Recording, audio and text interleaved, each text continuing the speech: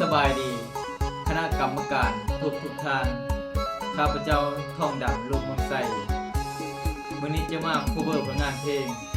เหตุใดเหตุโลดของอาจารย์แลลำเซเป็นจังใดก็ไปทำสมมาฟังกันเลยขึ้นต้นกระบอกตกพวกมากว่าเจ็บบ่เท่าการดานั่นนามาขี้ใส่ใจห้องน้ำก็มีเป็นหยังบ่ไปที่ใส่แนวมีคนหาใหม่เหยียบใจกันขังแท่น้องของหากันมาจนว่าหูใสหูพุงบ่ตีหอดคนเข้าลุงมาจีบที่เฮาลงคอคนที่หักเจ้าคนนี้ได้เพียงแต่มองจากที่หนึ่งกลายเป็นที่สองตายย้อนเงินทองของเขาการดาเฮ็ดโลดเด้อล่ะคันบอกยานว่ากินหัวกับคนขึ้นซื้อว่าผัว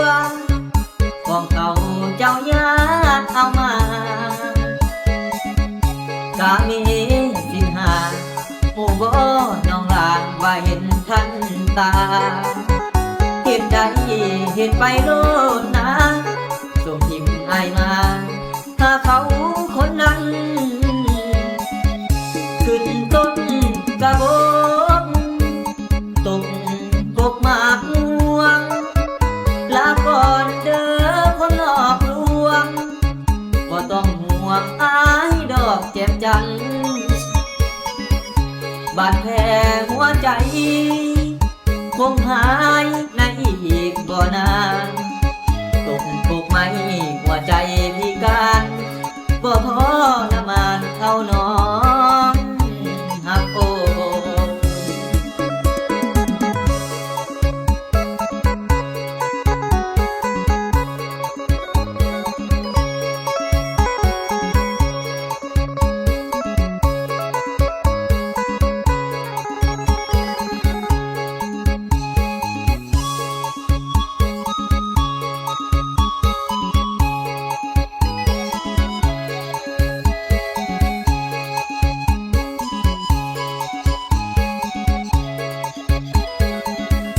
เฮ็ดโลดเด้อล่ะคันบอกยานว่ากินหัวกับคนขึ้นซื้อว่าผัว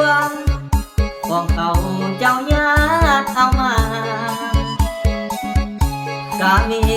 สินหาผู้บ่น้องลางว่าเห็นทันตาเฮ็ดใดเฮ็ดไปโลดนะส่งหิมอายมาถ้าเขาคนนั้นขึ้นต้นกระบอกตกกกมากม่วงลาก่อนเด้อคนหลอกลวงบ่ต้องห่วงอายดอกเจ็บจังบาดแผลหัวใจ